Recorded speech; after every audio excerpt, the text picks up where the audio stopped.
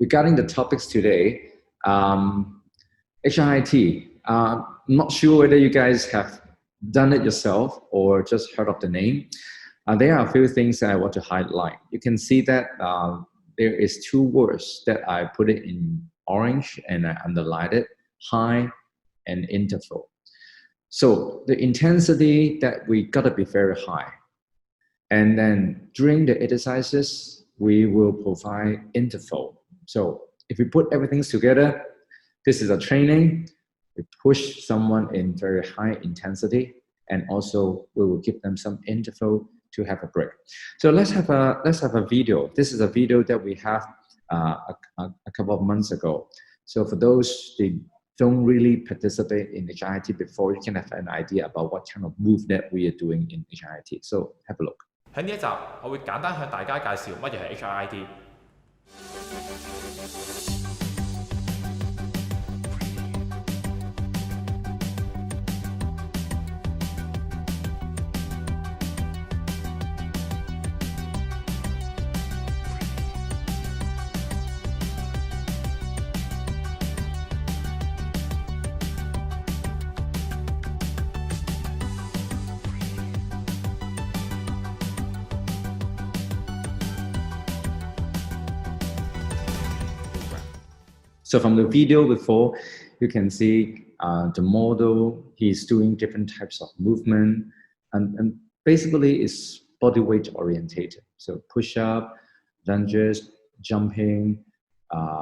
sideways, hopping, and different types of things. So for each movement, there are particular goal to train up different part of the muscles. But the common thing is we try to push the subject in go kind of the limit, okay?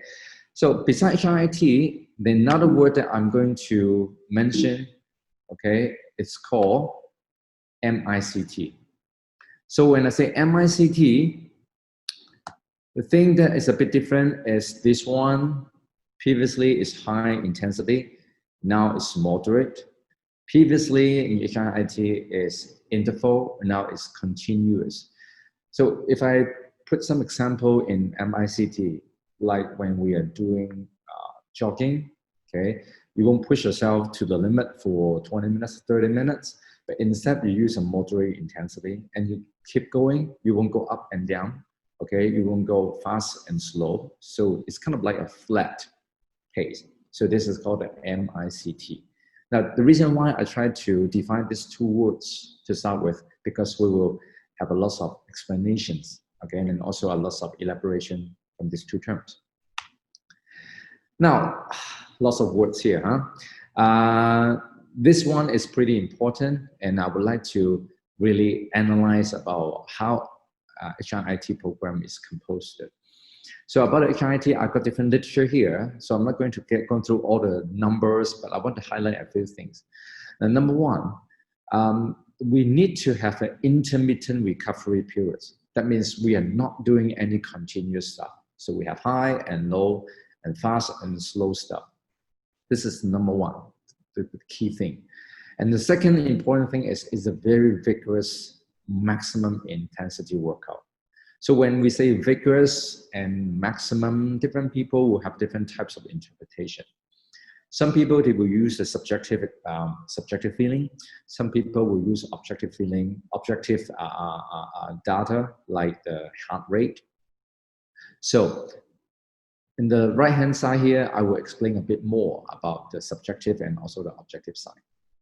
So one thing that you have to remember is it's got to be intermittent.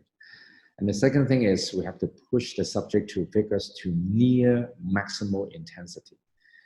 And the third one, in terms of the objective side, the intensity has got to be like 85 to 95% from the study in 2019. And also from ACSM 2017, it's got to be 80 to 90%. So you can see it's really high, 80 to 90 approximately. So if we switch to the screen here, this side, the right-hand side, now this is a model, or you can say this is an example of a 28-minute HIIT section. Now you can see for the whole section, I separate into a few parts. Number one, you can see there is a warm-up part, which I don't really count the time. And the last part is the cool down part, and I don't really count the time. So you can see the higher up here, we have 4 minutes up and 4 minutes low. So if you look at the whole structure, I have 4 minutes of training, which is quite high in terms of intensity, and 4 minutes of low intensity training. Now look at the words here. Now I have 4 minutes each. I have 4 times 4 minutes working phases. Okay, for these phases, which is a phase number 1. Okay, this 4 minutes, we will push the subject to the level of above 85% of heart rate. And also for the RPE, the rate perceived exertion is around 15 to 18. So if you put it in words, it's hard to very hard. It's pretty demanding. So after this 4 minutes, we go down to another 4 minutes, which is the active recovery phase. Now, this is important that we have to remember. Active recovery doesn't mean only recovery, like you're doing nothing. You're not just drinking water, chit-chatting with the friends. We are doing active recovery. That means you're still doing something, maybe jogging, maybe marching, maybe like hopping, but the intensity definitely is low. So the RPE will be 11 to 13. Now, this is kind of like up and down and up and down and up and down. Now you can call this as like an interval training. However, for this interval, this part, we try to push it pretty hard. That means when you go to the limit and then come down and you go to the limit, all the phases here, you are actually is doing exercises, okay? It's a matter of very high intensity or just low intensity. Now, this is the idea of HIIT, and this is the difference from general interval training. Because general interval training, it doesn't really matter, you have to be pushed to the max, okay? As long as there is a change, this can be called interval training. But for HIIT, we have to push to nearly the limit, like 85% of the heart rate.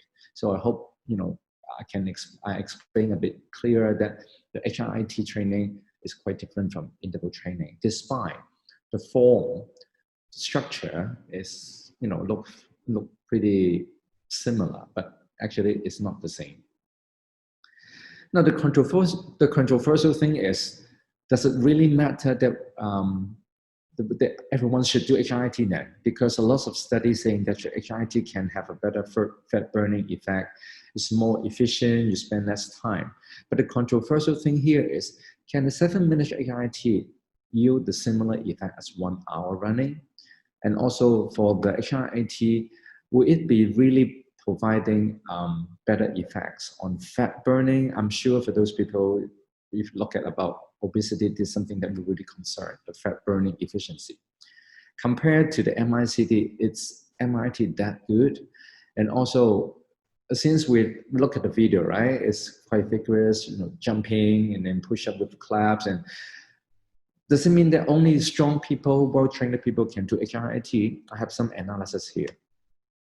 Of course, there's no doubt, okay? A lot of studies prove that there are lots of potential benefits, like can have a better cardiovascular improvement, even for people, they have heart disease, okay?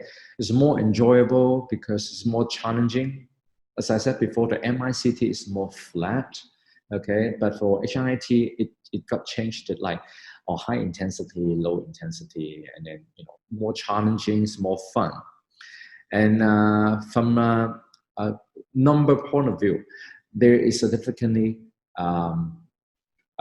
difference in terms of the minutes and then the time for burning the fat compared to MICT, which is just released last year. And for those people, they have the diabetic problem or cardiac problem, apparently they have a better long-term exercise adherence. And different types of organizations in like Europe and America and Canada, cardiac rehab organization, they recognize this program is a very good adjunct of MICT. So all these things looks really good that we should do HIIT. I'm not going to go through all the study because if you look at the internet, there are lots of good things about HIIT. However, from a clinician point of view, I have a few considerations for applying HIIT in obesity individual. Number one is the monitoring. This is something that I really concern. In fact, it's not that easy to monitor and check on the exercise intensity during the workout, especially when you do a very rigorous exercise, unless you have all those digital devices that monitor the heart rate, okay? And in fact, it's not that much information about the post-training evaluations and also the outcome measures so far. Okay, most of the study, they talk about how to carry out HIIT, how good is the potential effects. And in terms of the post-training evaluation, it's not that much. So that means if we don't have all these things, it's pretty difficult to control the movement quality and also the safety in the form of HIIT training, especially lots and lots of HIIT training nowadays are delivered in a small group. Or some people, they even look at the YouTube, they just mimic the movement and then they just, oh, this is good, HIIT, I do it myself. And there are lots of potential dangerous things may happen, especially the risk of injury. So this is something that I'm pretty concerned in terms of monitoring the exercise intensity, and because of the monitoring problem that may produce other kinds of risk or injury. That's one consideration that I have to say. Another consideration is when we apply HIIT to obese population is the cardiovascular overloading, especially for those jumping and rapid change of movement, and it requires a lot of loading to the heart, okay? And also because of the movement, it involves quite a lot of jumping or stepping or even hopping. For those people, they are overweight. I'm quite concerned about the biomechanical issues to the lower body, especially the knee, ankle, and hip. So if those people, they don't really have a progressive training and they don't really have a complete plan, if they start HIIT right away, these are the things I'm sure will happen in terms of the joint problem and also the cardiovascular loading. Another thing is the mental side. Now, of course, we already mentioned HIIT got the benefit, but for those people, if they don't really do exercises, if they heard of something called high intensity, and I'm sure there's some kind of psychological barrier because, oh, I don't think I can do moderate intensity, but now you're going to tell me to do high intensity. There's some sort of psychological barrier may happen. And also there will be some kinds of mental and physical frustrations. Number one is because of the high intensity. It's not that easy for someone to adapt to this kind of intensity when they're doing the exercises. And another thing is because all this jumping is quite explosive, despite the joints are perfectly okay, but the muscles after the training, lots of people will have the DOMS, the delayed onset of muscle soreness. And this kind of DOMS, for those people, they don't really do exercises, is a pain. I'm sure they will suffer, and then they will have some kinds of hesitation in doing another set of HIIT. So there are something that we have to prepare for the clients. Okay, despite HIIT is really good, and also these are the indication of avoiding HIIT. That's not recommended to do it, but you know, I think this is pretty common sense. Feeling unwell, angina, the blood glucose is not very stable, the blood pressure is not very stable. So I'm not going to go through it points by points. But there are things that we have to be concerned. We have to be very careful. It's not everyone should do HIIT. The most important thing that I want to deliver today is my recommendations. So for one, we are pretty sure HIIT do a lot of good things. Great for fat burning, very efficient, and it's fun, it's better exercise, coherence, it's all good, okay? On the other hand, we need to consider for those people that are obese, they don't really do exercises, they have heavy body weight, they are not that motivated. So I would say there is a gap between these two things. So these are the recommendations that I give. I'm trying to divide it into different phases. The blue one, which is the dysfunctional phase, for those people, they don't really move. I think we have to do some kinds of movement assessment first. Are the joints okay? Are they can perform daily activities, the simple ADL? Can they walk? Can they go up and down stairs. We have to do some kind of movement and assessment, and then do some kinds of clearance. Ensure the blood glucose, the heart are fit for exercises, probably to do some corrective exercise to start with. Maybe some kind of stretching, maybe some kinds of body alignment exercises, so that at least they stand properly, they squat properly. This is phase number one. For phase number two, we should prepare the beginners. Okay, after they do all the corrective exercises, they have an idea about how to stand, how to squat.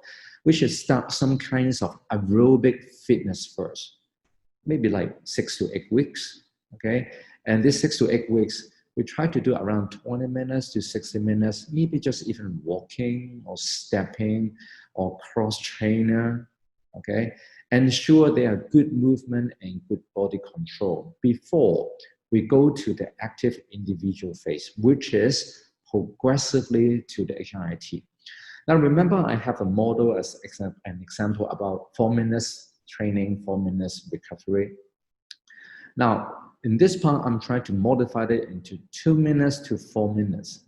That means 2 minutes relatively high intensity training and 4 minutes work recovery, like active recovery. That means longer time for recover, shorter time for the relatively high intensity workout. And then progressively from 2 to 4 ratio to 2 to 3, and then 2 to 2, 3 to 4, 3 to 3, and last is 4 minutes and 4 minutes. Now, this is the time arrangement. And at the same time, we try to slightly lower the intensity. Now, I know there is something very conflicting. We are talking about high intensity, and now I'm going to make it a little bit lower because we have to consider the psychological side. Okay, we cannot push them that hard. So I would say they will employ the model of HIIT, but slightly modify the intensity gently. So they can progress to a high intensity by the time they have less body weight, they are more motivated, they have a better control of the movement. So I would say this is a way that we can progress people to the normal HIIT one day. But instead, we have to have some time to get them adapt, to lower the body weight, to strengthen the muscle so that they can cater for the need at the end of the day, which is the normal HIIT. All right, so these are the references that I've used, and thanks for your time.